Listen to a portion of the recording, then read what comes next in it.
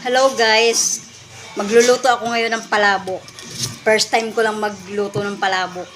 Ang alam ko lang kasi mga lutuin, spaghetti, pansit. Ngayon, first time ko lang magluluto ng palabok. Gihiwa muna ako ng mga rekado para sa palabok. Eto mga sangkap ng palabok. Tinapa, chicharon. Ayan. Ayan, mga sangkap ng palabok. Tapos aswete. For the first time, ngayon lang ako magluluto ng palabok.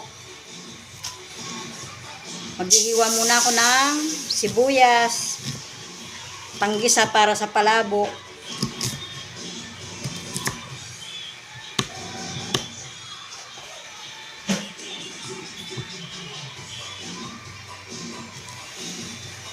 Pang merienda namin. May merienda kami. Kaysa bibili kami ng merienda, bitin sa amin. Hindi gaya to, yung ako na magluluto, solve ka talaga pag kumain ka ng palabok. Kasi madami. Ayan, maghihiwa muna ako ng sibuyas, bawang.